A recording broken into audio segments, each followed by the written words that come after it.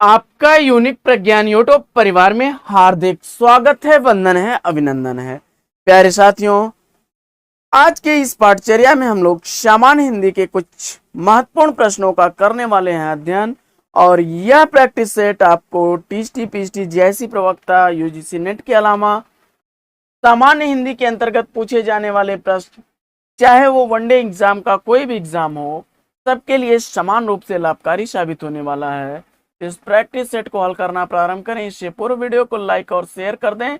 Channel पर अगर पहली बार होंगे तो चैनल को सब्सक्राइब कर लेंगे। तो बिना समय गंवाए साथियों, प्रारंभ करेंगे पाठचर्या और देखेंगे प्रैक्टिस सेट का पहला प्रश्न। निम्नलिखित शब्दों में वर्तनी की दृष्टि से कौन सा शब्द अशुद्ध है, इसका आपको जवाब बताना है। तो इसमें अगर आपने विकल्प बी को सेलेक्ट किया तो बिल्कुल राइट आंसर। अगला प्रश्न है कि निम्नलिखित में से कौन सा शब्द अमृत का एक पर्याय नहीं है, इसका आपको जवाब बताना है। तो सुधा, मधु और अमीय तीनों ही अमृत के पर्यायवाची हैं। आपने सेलेक्ट किया विकल्प डी रसाल, तो सही उत्तर के साथ हैं। अगला प्रश्न है कि निम्नलिखित वाक्यों में संबंध कारक वाले वाक्य की पहचान करना है आपको। और इसका उत्तर अगर आपने चयनित किया है प्रश्न संख्या 3 का बी कि राधा का कुत्ता बहुत तेज दौड़ता है, तो बी विकल्प बिल्कुल सही जवाब है आपका। अगला प्रश्न है कि निम्नलिखित वाक्य में रेखांकित किए हुए भाग में कौन सा पदबंध है, इसका आपको जवाब बताना है। और इस प्रश्न का उत्तर अगर आपने चयनित किया है विकल्प बी संज्ञा, तो बिल्कुल राइट आंसर है। क्योंकि देश भर के युवा अब बेरोजगार नहीं रहेंगे, तो इसमें जो है देश भर के युवा शब्द जो है यह संज्ञा है। आइए बढ़ते हैं अगले प्रश्न की तरफ। और प्रश्न संख्या 5 है कि निम्न में से कर्मवाच्य का उदाहरण कौन सा है। तो कर्मवाच्य का उदाहरण इसमें हो जाएगा विकल्प ए पत्र लिखा जाता है। विकल्प ए इसका राइट आंसर।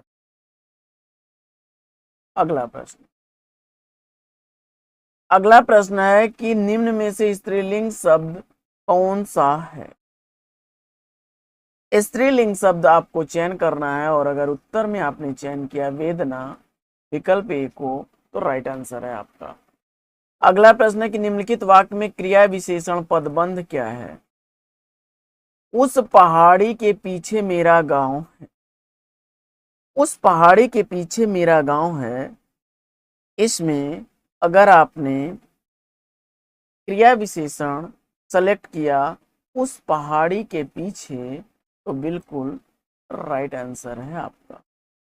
ए विकल्प इसका राइट आंसर। अगला प्रश्न है कि वियोग श्रृंगार की कितनी दशाएं मानी जाती हैं। तो आप जानते हैं कि वियोग श्रृंगार की दशाओं की संख्या 10 मानी जाती है। सी विकल्प इसका राइट आंसर। अगला प्रश्न है कि निम्नलिखित में से क्या प्रशंसा सूचक विस्मयादि बोधक अव्यय नहीं है, इसका आपको जवाब बताना है। और इस प्रश्न का उत्तर अगर आपने चयनित किया विकल्प सी बाप रे बाप, तो बिल्कुल राइट आंसर है आपका। अगला प्रश्न है कि बोरौ सबय रघुवंश कुठार की धार में बारन बाजी सरथै पान की वायु उड़ाए के लक्षण लक्ष्य करऊं अरिहा समरथ हैं। ये पंक्तियां किस रस का उदाहरण है। तो ये पंक्तियां रौद्र रस का उदाहरण है। इसका स्थायी भाव क्रोध होता है। ये विकल्प इसका राइट आंसर। अगला प्रश्न है कि उपविराम चिन्ह इसमें से कौन सा है। और उपविराम चिन्ह विकल्प डी और सी तो ऐसे ही कट हो जाएंगे आपके। अब बचा ए और बी, तो इसमें भी आपने जो है सेलेक्ट किया विकल्प बी को छोड़ करके ए को, तो राइट आंसर। अगला प्रश्न है, कबीरदास, तुलसीदास, सूरदास आदि कौन से काल के संत कवि हैं? इसका आपको जवाब बताना है। और इस प्रश्न का उत्तर अगर आपने चयनित किया है विकल्प बी भक्ति काल, तो बिल्कुल राइट आंसर। अगला प्रश्न है कि अजंत के लिए सही संधि विच्छेद को चुनिए। अजंत शब्द के लिए सही संधि विच्छेद क्या होगा, इसका आपको जवाब बताना है। और इस प्रश्न का उत्तर अगर आपने अच धन अंत सेलेक्ट किया है, सी विकल्प बिल्कुल सही जवाब। अगला प्रश्न है कि किसका प्रयोग सदैव एक वचन में होता है? तो इसमें प्रश्न संख्या 14 का अगर उत्तर आपने प्रत्येक सेलेक्ट किया है, बिल्कुल राइट आंसर है। अगला प्रश्न है कि निम्नलिखित में से कौन सा शब्द क्षणिक का विलोमार्थी है? तो क्षणिक का विलोमार्थी शब्द आपको बताना है। और इसका उत्तर अगर आपने चयनित किया है विकल्प बी शाश्वत को, तो राइट आंसर है। अगला प्रश्न है कि यद्यपि वह बीमार था परंतु वह मेला गया, वाक्य में त्रुटियों का सुधार करना है आपको। और इसमें अगर आपने सेलेक्ट किया यद्यपि वह बीमार था तथापि वह मेला देखने गया, तो बिल्कुल सही जवाब है आपका।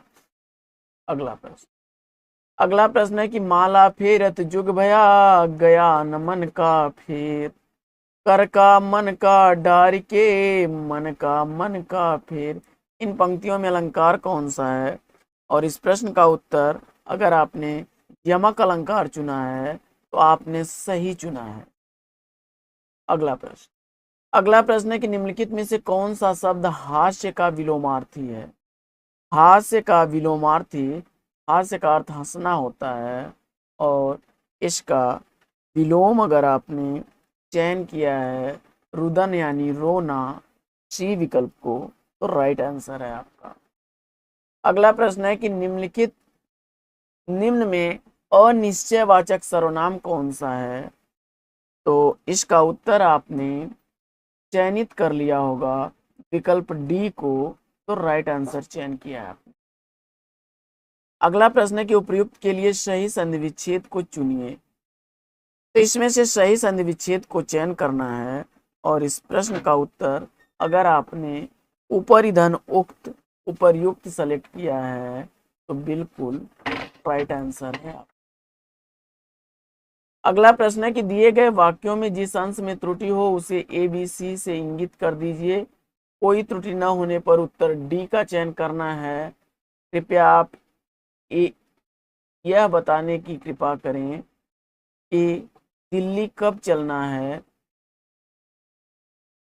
तो इसमें अगर कोई त्रुटि है तो उसके लिए आप उस विकल्प को चयन करिए, अन्यथा डी विकल्प का चयन करिए। इसमें अगर आपने विकल्प ए को चुना है, तो राइट आंसर। अगला प्रश्न है कि दुम दबाकर भागना मुहावरे का अर्थ क्या होगा? का अर्थ निम्न विकल्पों में से चयन करना है आपको। और इसका उत्तर अगर आपने चयनित किया है डर कर भाग जाना, तो सी विकल्प बिल्कुल राइट आंसर। अगला प्रश्न है कि कौन सा वाक्य सातत्य बोधक भविष्य काल में है? तो इसका उत्तर अगर आपने चयनित किया है विकल्प ए को, तो बिल्कुल राइट आंसर है आपका। जवान देश की सेवा करते रहेंगे। अगला प्रश्न है कि टेस्टिमोनियल का हिंदी अनुवाद क्या होगा? और इसका उत्तर अगर आपने चयनित कर लिया है प्रमाण पत्र, तो बिल्कुल राइट आंसर। अगला प्रश्न है कि कालिंदी का पर्यायवाची इसमें से क्या होगा? तो इसमें अगर यमुना आपने सेलेक्ट किया है तो आप सही उत्तर के साथ हैं। अगला प्रश्न है कि बढ़ा चढ़ाकर कही गई बात के लिए एक शब्द निम्न में से कौन सा होगा, और आपने अतिशयोक्ति विकल्प डी का चयन किया तो बिल्कुल राइट आंसर। प्रश्न संख्या 27 है कि वृत्तीय आकार वेश, बोली, चेष्टा, व्यवहार आदि के वर्णन से उत्पन्न होता है, तो इसका राइट आंसर क्या होगा? प्रश्न संख्या 27 का उत्तर हो जाएगा हास्य रस, विकल्प ए इसका राइट आंसर। अगला प्रश्न है निम्नलिखित में से विशेषण कौन सा है, तो विशेषण आपको चयन करना है, और अगर इसमें आपने सेलेक्ट किया है विकल्प डी को शांत, तो बिल्कुल राइट आंसर है। अगला प्रश्न है किस छंद के प्रत्येक चरण में 28 मात्राएं होती हैं, 14 तथा 16 मात्राओं पर यति होती है, तो इसका जवाब हो जाएगा हरिगीतिका छंद, विकल्प सी इसका राइट आंसर। अगला प्रश्न है कि निस उपसर्ग से बना शब्द निम्न में से कौन सा है?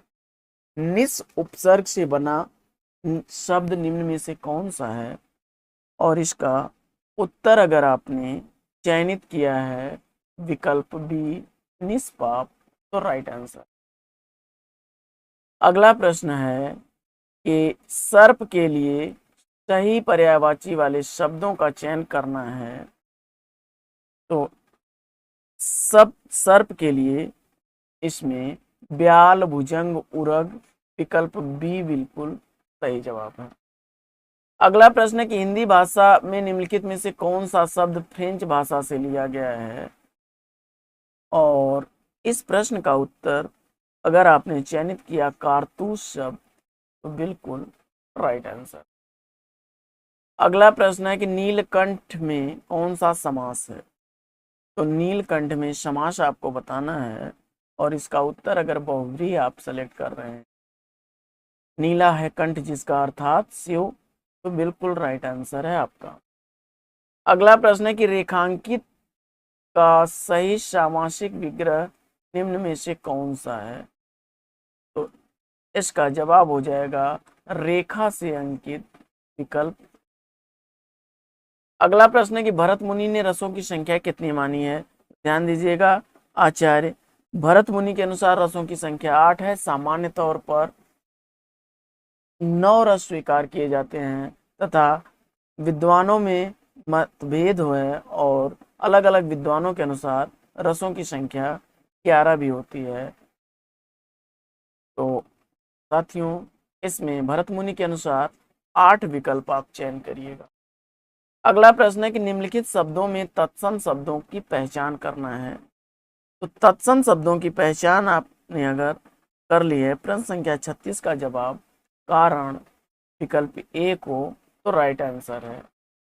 यह इसका तत्सम होगा दुग्ध, लव और पानरा।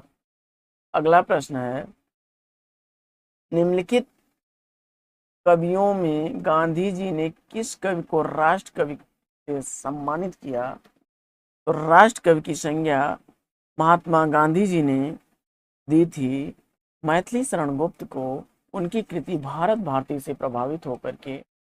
अगला प्रश्न है कि निम्नलिखित में से कौन सी बोली राजस्थानी के अंतर्गत नहीं आती, और इसका उत्तर अगर आपने सेलेक्ट किया है विकल्प सी मागधी, तो राइट आंसर। अगला प्रश्न है कि जो न दिखाई पड़े के लिए एक शब्द निम्न में से कौन सा है, और आपने इसका जवाब प्रश्न संख्या 39 का सेलेक्ट किया अदृश्य, तो बिल्कुल राइट आंसर। अगला प्रश्न है कि मिलाप शब्द में कौन सा प्रत्यय है। मिलाप शब्द में अगर आपने प्रत्यय चयनित कर लिया है आप, तो बिल्कुल राइट आंसर है। अगला प्रश्न है कि दीर्घ तथा विवृत स्वर इसमें से कौन सा है, और इसका जवाब अगर आपने चयन किया है आ विकल्प ए को, तो राइट आंसर है। अगला प्रश्न है कि उपेंद्र वज्रा किस प्रकार का छंद है, और इसका उत्तर आपने वर्णिक छंद विकल्प बी चयनित किया, तो राइट आंसर है आपका। अगला प्रश्न है कि मूल पाठ का शब्दशः अनुवाद क्या कहलाता है, तो इसका जवाब हो जाएगा विकल्प डी शब्दा अनुवाद। अगला प्रश्न है कि बिना पलक झपकाए के लिए एक शब्द निम्न में से कौन सा है, और इस प्रश्न का उत्तर अगर आपने अपलक विकल्प ए चयनित किया है, तो राइट आंसर है आप। तो साथियों, आज की पाठचर्या लेगी यहीं पर विराम। फिर मिलेंगे आपसे अगले वीडियो में एक नए प्रकरण, एक नए टॉपिक, एक नए अंदाज में। तब तक के लिए लेंगे आपसे विदा। आपका जीवन मंगलमय हो। बेस्ट विशेष बेस्ट ऑफ लक। जय हिंद साथियों।